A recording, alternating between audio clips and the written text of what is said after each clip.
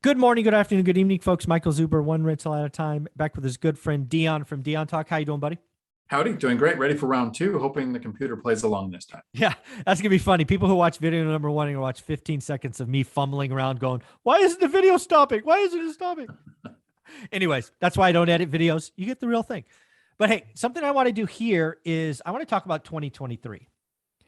And specifically, I want to talk about housing, right? And do we think median price goes up or down?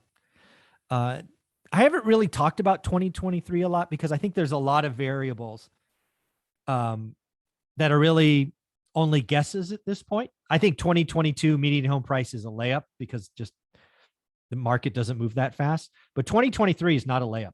So I'm going to go through the four variables. I did this with Matt earlier, and we actually disagreed on three of them. Which is also why he and I disagree about what happens next year. So it was kind of fun. So let's set this up. So this is going to be median home price, national median home price, May of 2023. Just so we're grounded on the same variable, May of 2022, median home price was $437,000. So we're going to talk about four variables, what you think, and then we'll say, hey, do you think it goes up or down from here? You ready to go? Yep. So the first question and the first area where Matt and I disagreed is adjustable rate mortgages. For the longest time, I've said, hey, if rates get to 6, the housing market is toast. What I fail to realize is more and more consumers will just turn to ARMs, which are lower. And you can get ARMs today with a 4 on it. So now what I'm saying is, or the first question I have to answer myself when I talk about 2023 is, will adjustable rate mortgages, the 5 one, the 7 one, the 10 one, rise to having a 6 on them next year, which would mean 30-year money probably has an 8 on it. So when you are thinking about this time next year, do you think ARMs will ever have a 6 on them? Yes or no? I don't think so. I think lenders lending on margin are going to play the long game and know that they don't need to make all their money in the first year on rate. Okay. So I don't see it being that. I see it being lower because, and the percentage of the number of them that there are is going to grow as well. Exactly. Consumers are predictable, right?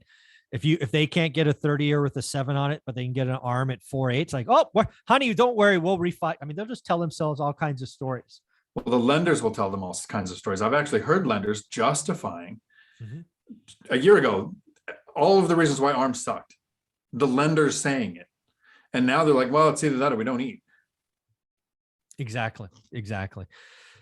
So again, so far you and I agree. Matt actually thinks they're going to be up in the 6s, and I'm going to ask all my experts. And I think this is really why I think we sometimes disagree. So number 2, do you think the government enacts some kind of first-time homebuyer program with teeth on it, real money, not just jibber jabber talk, but puts up millions of dollars, hundreds of millions of dollars to help first-time homebuyers, low income, whatever it is, get into housing and thus goose first-time home ownership? Do you think that happens sometime in the next 12 months? I think it does. That's how it sucks to say it, but that's how you buy votes. Yeah, I think they'll explain how home ownership is to get you on the property ladder, and they'll point out that the average income or the average net worth of somebody at retirement age with a house is $221,000, and the average net worth of somebody who rents is $6,000. So here's all the reasons why you need to get into this. And I think the system that's coming out in California, something like it will start to pop up in other places where they give a 10% down payment, which is forgiven if you live there at least 5 years. And if you don't live there at least 5 years, from what I was seeing, it looks like California owns a part of the property, not just the 10% down. Like there's some weird rules there that it sounded like they own part of the appreciation. Yeah. Right.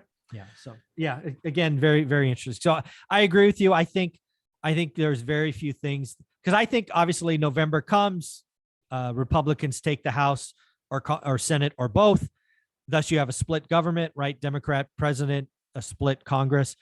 And I think the only thing they can agree on is housing is a good thing.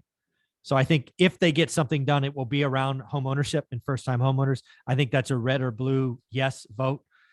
So yeah, I think something comes. Number 3, do you think unemployment, which currently stands at 3.6%, hits or exceeds 7.5% in a year?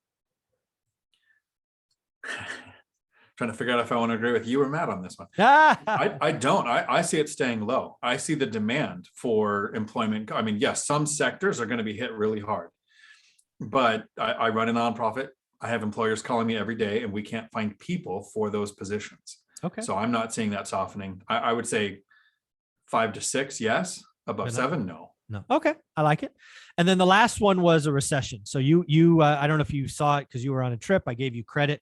I think you nailed the recession call. So I acknowledged that I was wrong and you were right. We'll see if the powers that be actually call it a recession. But again, I've said you're right and I was wrong.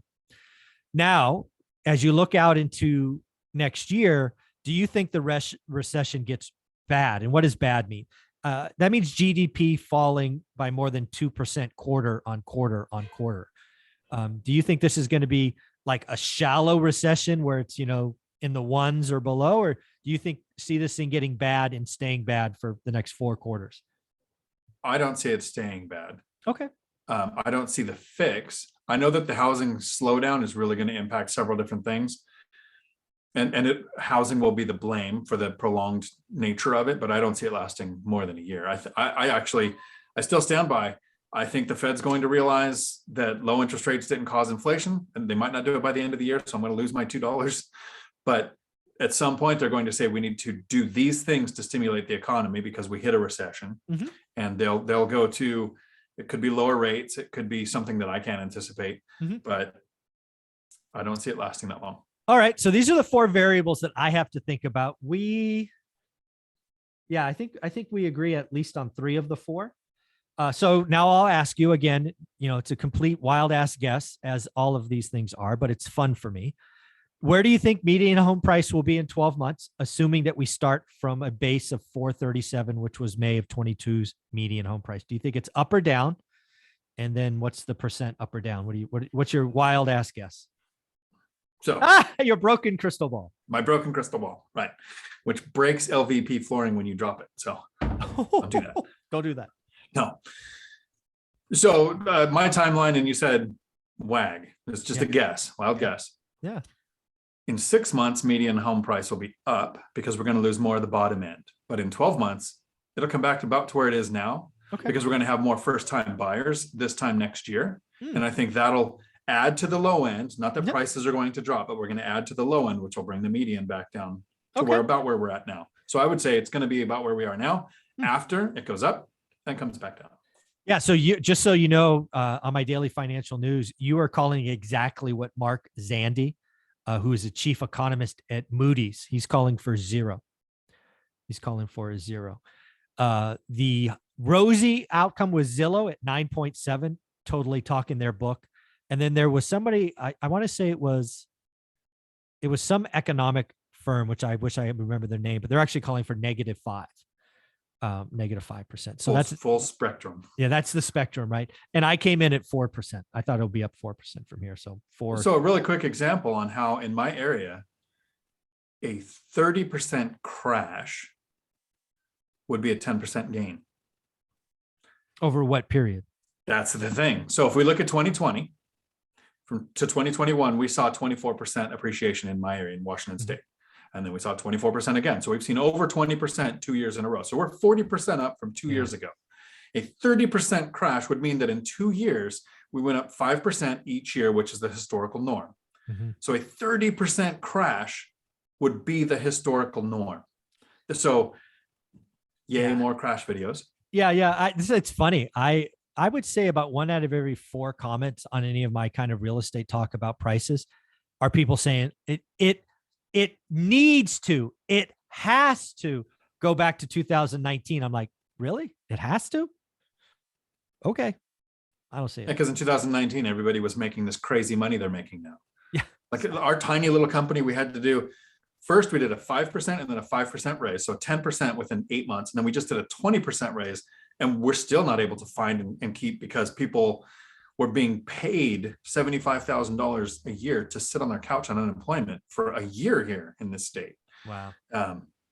That's the wages set rents, wages set prices. Yeah. And we've had record wage inflation from ups. People are saying it's 5 to 7%, but then there's those people who change jobs with 4 million people or more per month quitting, but unemployment under 4%.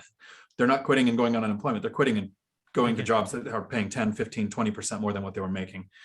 Awesome. So this is it's been a lot of fun. So it's funny. Matt thinks it'll go down 5%. You're even, and I'm up 4. I'm going to ask my other experts, see what they have to say. Dion, where can people find you? Right here on YouTube, Dion Talk Financial Freedom, and soon, probably more often. There you go. Thanks, buddy.